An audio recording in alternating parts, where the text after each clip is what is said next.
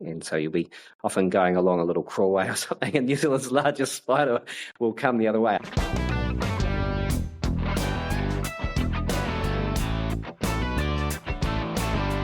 Kia ora, and welcome to The Tramping Life, a podcast about hiking in New Zealand, or as we call it here, tramping. I'm Jonty, and in each episode I chat with people who share a passion for exploring this incredible country. We'll hear about the tracks they love, the huts they return to, the lessons they've learned, and what keeps them heading back into the bush.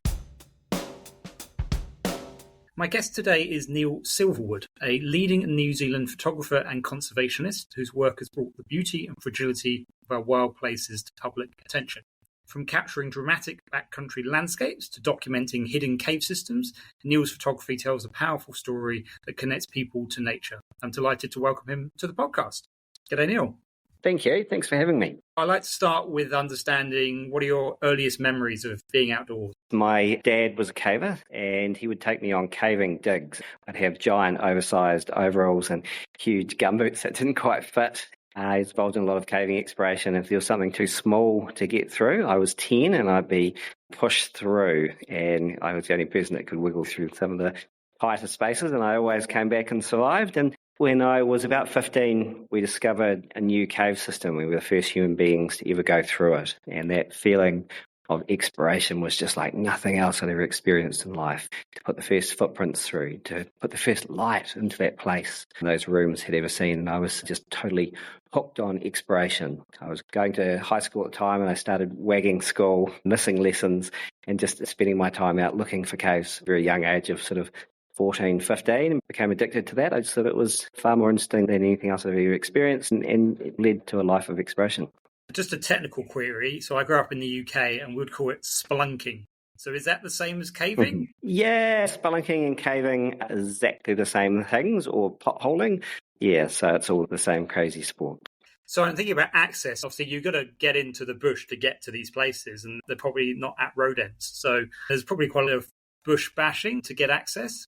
Yeah, the reason there was so much exploration to do, and if you were in most first world countries in the world, you couldn't just walk into a new cave system. And the reason you can in New Zealand, especially on the west coast of the South Island, is limestone areas called karst, which is areas where all of the water goes underground. A really remote, rugged, full of tomos, very difficult country. Like the worst I can think of is an area where 4 or 5 hours just to travel 1 kilometre travelling through all these slots and holes. And so many of these vast areas of karst weren't explored then and still aren't explored today. I would say the bush-covered karst areas, perhaps only half have ever been searched for caves in the South Island. The other half remain unexplored, especially in areas like the Penakaiki.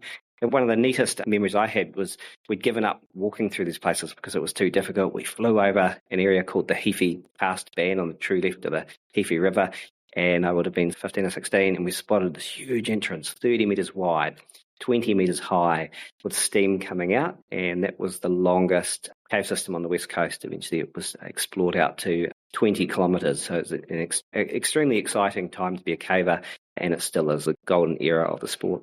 Now, have you used the technology, I think there's LIDAR, where they use it for discovering pyramids in the Amazon rainforest, and it gives a really good understanding of the ground? Is that something that's used in New Zealand? Yeah, we've used LIDAR semi-successfully. It shows every single hole in great detail. But the problem is in karst, there's just thousands, tens of thousands of holes in an area, and it just tells you there are tens of thousands of holes in the area. It doesn't necessarily tell you which one goes, so you still have to go in and do the groundwork going down hole after hole, but certainly improves your odds. And I think a lot of caving is like looking for a needle in a haystack. Where you go out and you'll throw a rock down a hole, probably won't go anywhere, and you go to the next one. 1 in every 100, 1 in every 1,000 of those holes in the karst actually goes down to a cave system. So it's a pretty grueling process trying to find a new cave. To get access, are you having to camp out, or are you staying in some of the huts on the way to the sites? Yeah, to get access into a lot of the more remote caves, you're camping out, so you often have to walk a day or two into places like the Heaphy River, doing a lot of work on Goulin Downs, spent a lot of time on Mount Owen, Mount Arthur, all classic tramping destinations. And a lot of those caving areas now, like the close areas have been explored, and we're going to the more remote areas, are often a day or two's walk from the road. And how much gear are you carrying? We're carrying ridiculous amounts of gear. I think the standard pack you'd carry in for a caving trip would be 30 to 35 kgs. So you're carrying rope, single rope technique, all of your camping gear, food, everything else. So yeah, it's pretty brutal. That's the downside. And we do fly into a lot of these places because we have no other option. And how much of it do you have to just be on the ground? I know you said it's difficult to see from the air. I guess the geology and the topo maps will give an idea of where the likely suspects are. Most of it, you have to be on the ground. It was interesting. I walked into a new caving area 3 or 4 years ago, and it's in the head of the Oparara Basin. And on the topographical map, it showed a river just flowing through. No cave systems, obviously, there. But when I walked in, it took 2 days to walk into there, and I got in the whole upper Oparara river didn't exist, and there was a stream sink going down into the limestone. And that turned out to be a 7-kilometre cave system. So we spent 6 weeks, a series of trips flying in, flying out, exploring it. But it just blew me away that even now there's these large unexplored cave systems in the middle of nowhere left out there. That was just due to an error on a topographical map where it showed a river where the river actually went underground. And have you had any interesting, wildlife encounters? Caves, I wouldn't say void of life. There's certainly life in caves, but the ecosystems are very limited compared to being on the surface, much more simplistic, if you like. But probably the most interesting creature we have is something called the Nelson cave spider, which is the largest one to be about the size of your hand. They live on the ceiling of the cave. They wait for a cave wetter below and have a little thread, and they spring down, grab hold of the cave wetter and pull it back up. And they're really rare. They're only spider protected under the New Zealand Wildlife Act, and there's only a handful of caves where we have spelungula. And so you'll be often going along a little crawlway or something, and New Zealand's largest spider will come the other way. I think venomous as well. I've also had one in my sleeping bag many years ago, but yeah, terrifying little critters, but they would probably be the most interesting thing underground. What got you into photography? Was it the caving that got you into photography, or were you interested in photography before the caving? How did that develop? I got into photography and would have been about 2014, 2015. You come out of these trips and you tell people about the experiences you had, about these grueling sort of 15, 20-hour days, or what it was like to live underground for a week. And they'd always go, why would you do that? That's a horrific thing to want to do. What if the roof falls on your head? Or what if it floods? Or whatever it is. And they wouldn't realise that underground there's this whole other world, completely different than the surface. And caving is such a good medium for adventure. So I decided to try and capture that and show people how amazing this other world is. Took the camera underground. First results were absolutely abysmal. Lots of steam, getting caught by the flash and out of focus photos, and realised it was really hard. And I went away and studied cave photography from others around the world who'd taken photos from National Geographic and whatnot, and then went back underground and captured some really good shots, and then by chance got a role with New Zealand Geographic to produce an article on cave exploration. There was no other cave photographer at the time, and so it gave me a niche or an in. And after that, just started producing lots of articles about recreation in New Zealand, and it felt like a way of giving back. The outdoors gives us a huge amount. If you could produce nice photos of these wild places, what makes other people want to go there and connect other people with our wild landscapes. So that was the appeal at the time. And yeah, pretty amazing journey. Loads of different stories on all sorts of aspects of New Zealand life and outdoor adventures, and an incredible way to make a living. So do you have any particularly special bits of photography kit, or is it more how you use it rather than what you have?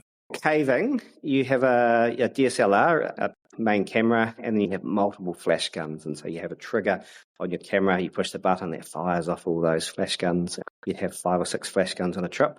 And then we use antique flash bulbs, so you can't buy them anymore. We've brought up New Zealand's supply of antique flash bulbs on Trade Me, which are the old one-shot wonders, and you set them off once and then they're gone. So an electronic flash gun will go, 10, 15 metres. A flash bulb will go 100, 150 metres. An incredible light source and a beautiful warm night. And when we made the Caves Exploring New Zealand Subterranean Wilderness, when we made that book, we, along the way, destroyed about $10,000 worth of gear. We destroyed a camera because it's such a harsh environment, multiple flash guns, and eventually, strangely enough, a drone as well. Hardwood's Hole is probably the most famous caving system. Does it live up to its reputation? Harwood's Hole is probably the best one-day through trip in New Zealand. Once you've done Harwood, you've done the best of the best, and you may as well give up caving. And it's the way all caves should be. So it's a beautiful, beautiful system. It's really intimidating abseil. So you abseil 180 metres, big dark grey shaft. And then when you're abseiling down Harwoods, you just can't wait till your feet are finally on the ground. When you get to the cave system at the bottom, that's where the magic begins. It's these giant beautiful blue and green pools of water, which you climb around or you can swim across. Just a gorgeous cave system. And then you go from being on top of Taki Hill and you come out the west coast side and the Golden Bay side into Nikau palms and lovely sort of tropical feeling environment. And it's an absolutely classic through trip. What's the level of difficulty? So how much training or experience would you need in order to do that trip?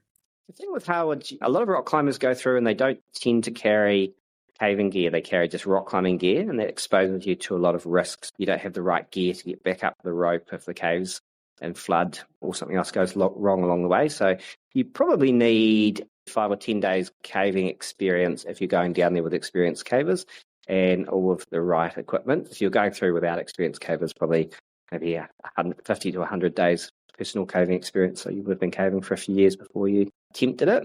But it has a really high accident rate with non-cavers going through, probably an accident every year or second year, unfortunately. So you highly recommend going through once you've got some experience.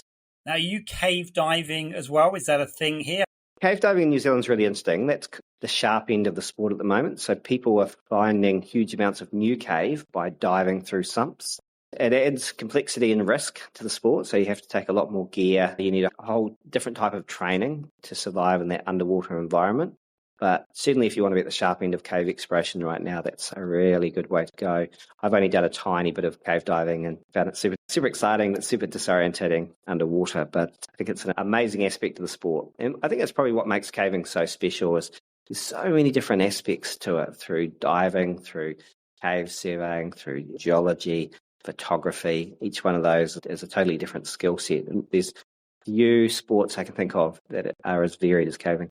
Do you think there's a risk around escalation of adrenaline, trying to find the next challenge? You're saying about cave diving is the kind of cutting edge. Are people always trying to push the boundaries? I think with cave diving, you want to have the right personality type, really cool, calm and collected when you're working in stressful situations, because it's very easy for things to go wrong quickly. I think if you were someone that was prone to panic, you wouldn't be the right personality. So be cool, calm and collected and do huge amounts of training and stack the odds in your favour, because the inherent risk is simply just so high.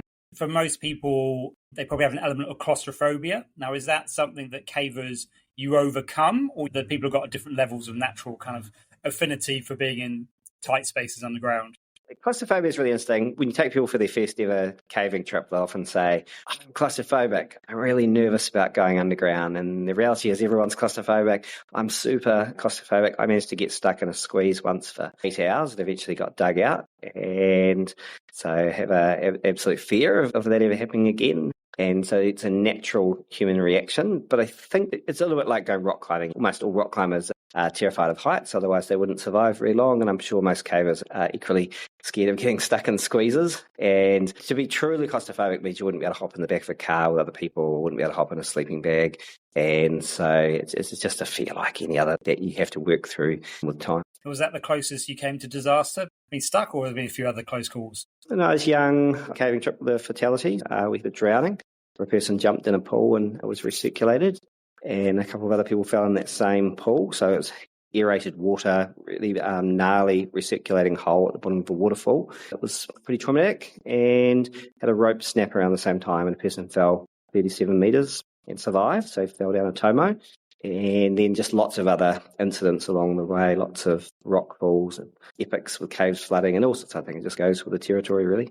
So it's quite a niche activity, I guess, but the community, I assume, is growing, and the fact you're running a school now promoting it. I think the community is really static. The same people I started caving with 30 years ago are all still there, and if you go to a caving do, it's all the same faces. It's something you tend to do for life, like rock climbing, mountaineering, kayaking, paragliding, all have a much higher turnover. But once you buy into the sport and you start to understand all of our big cave systems, you become really obsessed. You want to know where they go. You want to be part of that exploration. And so it's become like a small group of people.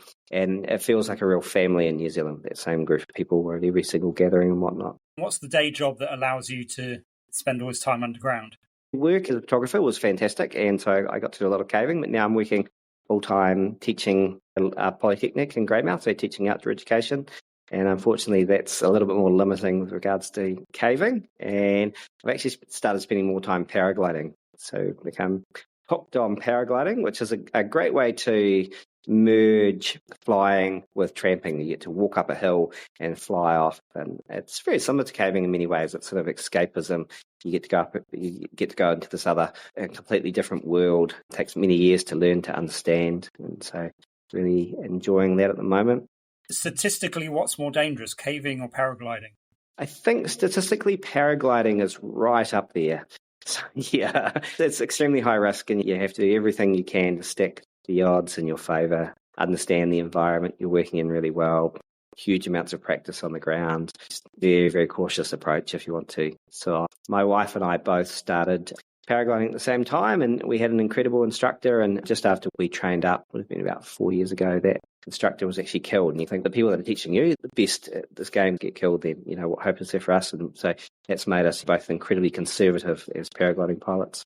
I remember walking up the Breast Hill track by Lake Howier, and there was a paraglider up there, and it was really interesting to hear what he did, and he was flying around Mount Cook. And if it wasn't for the dangers, it almost sounded like the ideal way to go tramping, because once you've got the slog up the hill, then you're off, and then he's following the currents, and he's managed to land in other places and get to these inaccessible bits and stay in a hut and then fly the next day. And it just sounded unbelievable. But it's how do you start that process? As you say, probably quite safely and quite cautiously. Yeah, really cautiously, definitely. I think the sense of freedom you get in the air is like nothing else I've ever experienced. You walk up your mountain, you fly off, you're trying to find lift, so you're trying to find rising air, thermals, which are simply that the sun is heating up some parts of the world faster than others. You manage to get into a thermal, doing little tight circles, and you might go up to 1,500 meters. You have lots of essentially fuel in the tank, if you like, height to burn, and then you go and try and find the next one. But with tramping or rock climbing or caving, you go down a linear pathway. When you're flying, you can go 360 degrees in any direction. That feeling of freedom is incredible. And the other thing, I'm so excited with paragliding, just to be amongst the clouds. Like, it's every human being's dream to fly, but to actually be up amongst the clouds, looking over the world is just unreal. It's an incredible sport, especially if you're into tramping. To put flying and tramping together is just fantastic. So what's the longest paraglide that you've done? The longest paraglide's 5 hours, and that's coastal soaring. So wind coming in off the ocean, the sea breeze, which is driven by anabatic winds in the mountain. So as the winds rise in the mountain, the air is sucked in from the sea. And then as it hits the coastline, if you have a series of cliffs, you get huge amounts of lift. And so you can stay up for just hours of surfing this wave of air back and forth. And it's, pretty sweet feeling. And crank the tunes, put the music on, and just enjoy life and being in the sky. The most fascinating thing with paragliding too for me is time. Because you're so living in the moment, because the risk is pretty high, you're concentrating so hard, your perception of time changes. You often fly for just a short flight, maybe 15, 20 minutes, and you'll get down to the ground, and you're like, oh, that was definitely an hour. Look at your watch, and 15 minutes has gone by, and just your whole perception of time changes. The only sport I've ever experienced that before. I would have thought being underground as well, you've lost all track of day and night. That's probably quite a disconcerting experience as well. Yeah, time underground is interesting. When you're underground for a week at a time, your body will naturally go into sort of a 24-hour cycle, if you like, after a while. I noticed that we often cave really long days and then sleep for much longer periods. One trip, we took a watch that didn't have AM or PM, and then we mixed up the AM and PM along the way somewhere, and we came out, and we thought we were coming out to watch the sunset, and then realised the sun was rising. So you certainly have very little of time when you're underground. And something else I found fascinating with caving is that when you're underground for a week, is that, and the big cave systems, just because you have to go so far in now in the Mobile Mountains, is that it's the only time in life you have colour and warmth and weather taken away from you. And it's a black and white world. The temperature stays the same every single day. So the temperature in caves is constant, no matter whether it's winter or summer. It's the average temperature of the rock itself. There's no weather. So a lot of the passages in these cave systems are old and dry, and so you don't know whether it's raining or sunshine on the surface. And when you come out of the cave system, it's like the sensory overload, seeing colours for the first time, seeing weather, seeing more than just 5 or 10 meters in front of you. It really made me appreciate life and how beautiful the world is. It's quite funny. You would think most people would often say, oh, I wouldn't go caving, it's really grim down there. But actually, it totally gives you a whole new appreciation for the world. Do you have kids? And if so, are you introducing them to the paragliding and the caving worlds? Yes, I have a little baby at home, and he is 1, and he's been on his first caving trip. And I think it was in his DNA, actually. I've never seen him so excited before. Very excited to be underground, and took him rock climbing and named a rock climb after him. We just put up a rock climb the other day and called it Give My Love to Soul. I think he'll definitely be an explorer. Your son's a 3rd-generation caver, so yeah, it should be in his DNA by now. Yeah, I hope it's in his DNA. I'll be disappointed if he's not a caver. Now, do you get out just regular tramping? I think it would be a little bit lighter on the pack than the other activities. I really enjoy tramping. I like the simplicity. When we go paragliding, we have to take lots of gear. Caving's the same, rock climbing's the same. We just, nothing but your pack, a sleeping bag and your food.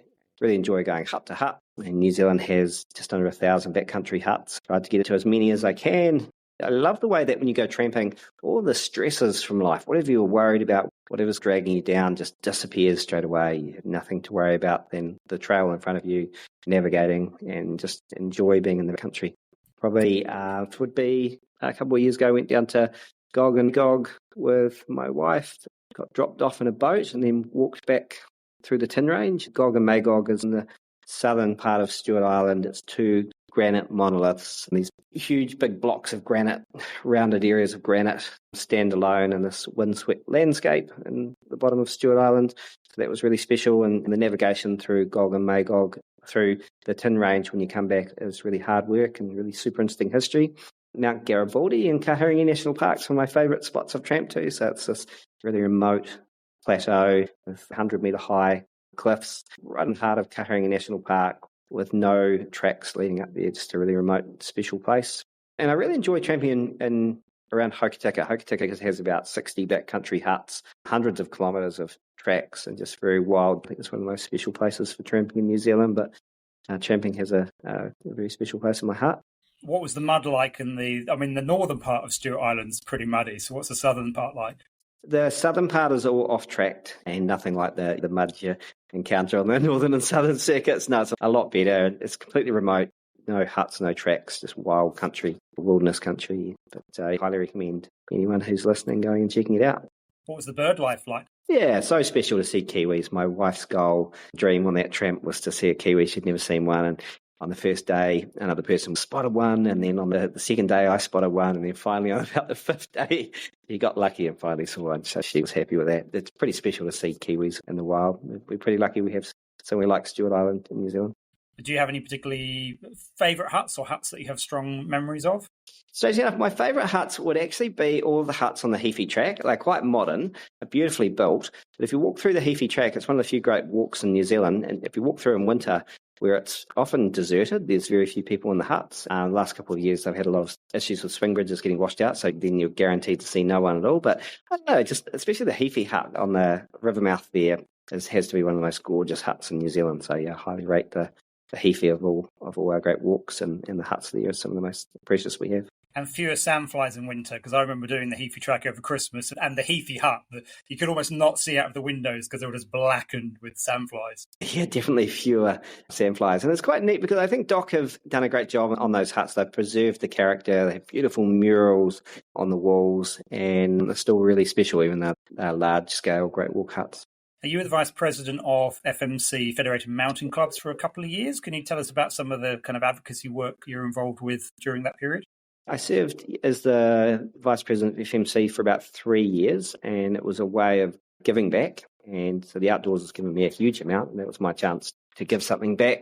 It was very challenging. We had a lot of big campaigns. One of those would be the Waitaha River. So the Waitaha is a high-volume, wild river in Westland. It's unmodified from source to sea. So it starts at the Ivory Lake and then flows down through Kiwi Flat and then down through a beautiful gorge and then eventually out to the ocean. And so a hydro company had a plan to put a hydro scam in on that gorge around the river. So it would take out 90% of the flow of Morgan Gorge, which is one of the most dramatic gorges we have in the South Island. So we fought very hard to try and save that. I advocated through FMC and also in my own time by taking photographs. I think what FMC does is allows you to magnify your voice. It gives you a way of getting in front of the politicians, of going to the media and being heard. whereas as an individual, it's much harder to make a difference. And as a result of that, at the time, we were successful in saving the river. The Minister for the Environment, David Parker, turned that scheme down, which was fantastic. And then also we fought very hard to save a beautiful canyon called the Griffin Creek, including traversing the court system, but we were unsuccessful in that case, which was really heartbreaking. And we also fought very hard to preserve the Oparara Basin. So there was an inappropriate development planned called Moa Town, where they're going to bring lots of artificial development into the basin, and so pushed really hard to try and save that, and we were successful in that campaign. So you have some big wins and you have some big losses, but I think I was involved in FMC for 5 years, and I certainly think we were successful in making a difference. And what was your experience working with the Department of Conservation? The Department of Conservation has a tough job in New Zealand. They're managing 1/3 of New Zealand's backcountry. They're under pressure from every angle. Some people think we should preserve that 1/3 of New Zealand. We have 2/3 set aside for human use. We should preserve that 1/3 for nature's sake and for recreationalists as well. And then you have people that want to develop these wild spaces. If a river looks really good to kayakers, so it's steep and high volume, it also looks really good for hydro. It has the characteristics hydro companies need. Many of the places we tramp are high in minerals, so they're appealing to people wanting to mine gold or coal. And so the Department of Conservation is under pressure from both of those groups, and also from iwi, who have a totally different value set again, who see that as their land, and in some cases may want the control of that land or management of that land back. And so the Department of Conservation are in a really challenging situation where they're charged with protecting our wild spaces, but also they have to allow mining and hydro and development and work incredibly closely with iwi. So it's a really challenging space. On top of that, you have huge problems with pest species as well. So I think the DOC do the best job they possibly can, given the complex environment they operate in. And just to finish up with what's on your tramping bucket list. I went to Ivory Lake a few years ago, and Ivory Lake's an amazing journey where you bush bash up the Waidaha River, or you're on a track and then eventually bush bash up, and it's a bit of a pilgrimage to get there. And went over to the Whitcomb, but I'd love to go back up to Ivory Lake. I think it's just one of the most magical corners of New Zealand. And other than that, I think I'd just really like to introduce my son to tramping and get him out on some adventures and seeing what I see in the backcountry and connect him with these wild spaces. I think the real value of tramping and in all of these recreational pursuits, and in many ways recreation is, I hate to say it, but it is selfish. It is focused on ourselves most of the time. But what's so important with recreation is it connects people to our wild spaces. And if you don't connect the people in New Zealand to the wild spaces, then these places will get developed. The people that are going to champion our rivers and mountains and try and preserve them are going to be the recreationalists. So that's why it's so important to get as many people out recreating as we possibly can. Thank you so much for listening to The Tramping Life. If you've enjoyed today's episode, please follow the podcast in whatever app you use. Tell a friend about it and consider leaving a rating or a review. It really helps more people discover the show. If you have any questions or feedback, I'd love to hear from you. Drop me an email at thetrampinglife, one word, @gmail.com.